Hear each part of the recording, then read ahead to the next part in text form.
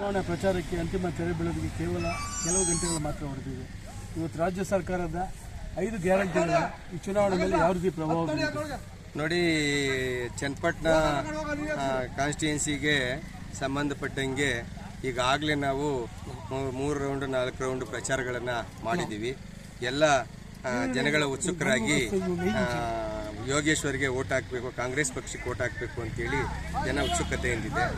ನಾವು ಹಳ್ಳಿನಲ್ಲೂ ಹೋಗಿ ನೋಡಿದಾಗ ಮತ್ತೆ ಎಲ್ಲ ಈಗ ಈ ಕಾರ್ಯಕ್ರಮಕ್ಕೆ, ಇವತ್ತಿನ ಕಾರ್ಯಕ್ರಮಕ್ಕೆ ಬಹಳ ಉತ್ಸುಕತೆಯಿಂದ ಬಸ್ ಶಾರ್ಟೇಜ್ ಆಗಿ ಜನ ಹತ್ತುತ್ತಾ ಇದ್ದಾರೆ. ಹಾಗಾಗಿ ನಮ್ಮ ಎಲ್ಲ 5 ಗ್ಯಾರಂಟಿಗಳು, ನಮ್ಮ ಸರ್ಕಾರ ಕೊಟ್ಟಂಥ 5 ಗ್ಯಾರಂಟಿಗಳ ಮೇಲೆ ಜನಗೆ ಒಲವು ಬಂದಿದೆ. ಮತ್ತು ಯೋಗೇಶ್ವರ್ ಅವರು ನೀರಾವರಿ ಕೆಲಸ ಮಾಡಿದಂಥ ಒಂದು ವಿಚಾರವಾಗಿ ಜನ ಇವತ್ತು ಭುಗಿಲೆದ್ದು ಯೋಗೇಶ್ವರ್ಗೆ ಓಟ್ ಹಾಕಬೇಕು ಅಂತೇಳಿ ಸಾಮಾನ್ಯ ಕಾರ್ಯಕರ್ತರು ಮತ್ತು ಮಹಿಳೆಯರೆಲ್ಲರೂ ಉತ್ಸುಕತೆಯಿಂದ ಇದ್ದಾರೆ. ನಾವು ಪ್ರಚಾರಕ್ಕೆ ಮನೆಗೆ ಹೋದಾಗ ಅವರೆಲ್ಲರೂ ಹೇಳಿರೋದು ಯೋಗೇಶ್ವರ್ ಕಡೆಯವರ ಬನ್ನಿ ಸರ್ ಅಂತ ಕರೆಯೋ ಒಂದು ರೆಸ್ಪಾನ್ಸ್ ಇದೆ, ಉತ್ತಮವಾಗಿದೆ. ಯೋಗೇಶ್ವರು ಗೆಲ್ಲೋದ್ರಲ್ಲಿ ಯಾವುದೇ ಸಂಶಯ ಇಲ್ಲ ಅಂತೇಳಿ ನಾವು ಅಂದ್ಕೊಂಡಿದ್ದೀವಿ. ಸರ್, ರಾಜ್ಯ ಸರ್ಕಾರ 5 ಗ್ಯಾರಂಟಿಗಳು ಕೊಟ್ಟಿದೆ, ಉಚಿತ ಗ್ಯಾರಂಟಿಗಳು. ಅದರಲ್ಲಿ ವಿಶೇಷವಾಗಿ ಮಹಿಳೆಯರು ಯಾರು ಕೊಟ್ಟಿದ್ದಾರೆ?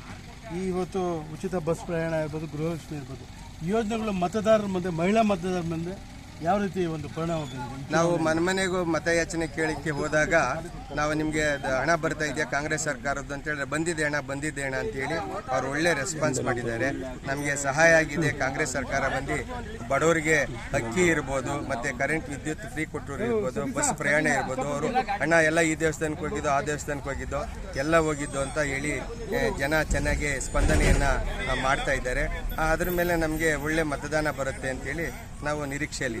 ಈ ಬಾರಿ ಯೋಗೇಶ್ವರ್ ಅವರು ಎಷ್ಟು ಮತಗಳ ಅಂತರದಿಂದ ಗೆಲ್ಲೋ ಸಾಧ್ಯತೆ ಇದೆ ಈ ಒಂದು ಚುನಾವಣೆ? ನಾವು ಜನಗಳ ಮತ ಅಂತರ ನೋಡ್ತಾ ಇದ್ದಾಗ ಭಾರಿ ಬಹುಮತ ಬರ್ಬೋದು ಅಂತ ನಿರೀಕ್ಷೆ ಮಾಡಿದ್ದೀವಿ.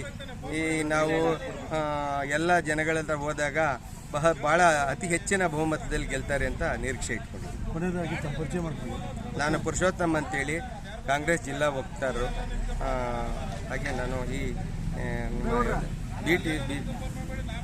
ಪುರುಷೋತ್ತಮರೇ, ತಾವು ಕಾಂಗ್ರೆಸ್ ಪಕ್ಷದ ವಕ್ತಾರರು, ವಿಶೇಷವಾಗಿ ಕನಕಪುರದ ಒಂದು ವ್ಯಾಪ್ತಿಗೆ ಸಂಬಂಧಪಟ್ಟ ಈ ಚುನಾವಣೆಯಲ್ಲಿ ಈ ಕ್ಷೇತ್ರದ ಮತದಾರರಿಗೆ ತಮ್ಮ ಸಂದೇಶ? ನಾನು ಜನಗಳಲ್ಲಿ ಏನು ಒಂದು ನಮ್ಮ ಈ ಕಾನ್ಸ್ಟಿಟ್ಯೂನ್ಸಿ ಸಂದೇಶ ಹೇಳ್ತೀನಿ ಅಂತ ಹೇಳಿದ್ರೆ, ನಿಮಗೆ ಯಾರು ಜನಸ್ಪಂದನೆ ಮಾಡ್ತಾ ಇದ್ದಾರೆ, ಕರೆದ ತಕ್ಷಣ ಯಾರು ನಿಮಗೆ MLA ಆಗಿ ಸಿಗ್ತಾರೆ. ಈಗ ನೋಡಿ, ನಾವು ಈ ನಿಖಿಲ್ ಕುಮಾರಸ್ವಾಮಿ ಅವರು ಆಗಲಿ, ಮತ್ತು ನಾವು ಕುಮಾರಸ್ವಾಮಿ ಅವರಾಗಲಿ, ಅವ್ರ ಬಗ್ಗೆ ನಾವು ಹೇಳಬೇಕು ಅಂತ ಹೇಳಿದ್ರೆ ಅವ್ರಿಗೆ ಒಂದು ಕಾನ್ಸ್ಟಿಟ್ಯೂನ್ಸಿ ಇಲ್ಲ ಅವ್ರಿಗೆ ನೆಲೆ. ಏನಂತ ಹೇಳಿದ್ರೆ, ಅಲ್ಲಿ ಈಗ ರಾಮನಗರ ನಿಂತರು, ಅಲ್ಲಿ ಸೋತರು, ಅಲ್ಲಿ ಬಿಟ್ಟರು. ಈಗ ಕುಮಾರಸ್ವಾಮಿ ಅವರು ಇಲ್ಲಿ ನಿಂತರು, ಇಲ್ಲಿ ಯಾರು ಜನ ಹೋಗಿ ಅಂತ ಹೇಳಿರಲಿಲ್ಲ, ಬಿಟ್ಬಿಟ್ಟು ಹೊಟ್ಟೋದ್ರು. ಆಗ ಜನ ಈಗ ಏನು ಹೇಳ್ತಾ ಇದ್ದಾರೆ, ನಮಗೆ ಒಂದು ಪರ್ಮನೆಂಟ್ MLA ಬೇಕು, ಯಾರನ್ನ ಗೆಲ್ಸ್ಕೊಂಡ್ರೆ ಸರಿ ಅಂತೇಳಿ, ಯೋಗೇಶ್ವರೇ ಸರಿ ನಮ್ಮೂರಿನವರು ಅಂತೇಳಿ ಈ ಸರ್ತಿ ನಿರ್ಣಯ ತಗೊಂಡಂಗೆ ನಮಗೆ ಕಾಣಿಸ್ತಾ ಇದೆ. ನಿಜವಾಗ್ಲೂ ಈ ಸರ್ತಿ ಯೋಗೇಶ್ವರನ ಚನ್ನಪಟ್ಟಣ ಜನ ಕೈ ಬಿಡಲ್ಲ, ಅವ್ರಿಗೆ ಕೈ ಹಿಡಿತಾರೆ ಅಂತ ಹೇಳಿ ನಾವು ನಂಬ್ಕೊಂಡಿದ್ದೀವಿ.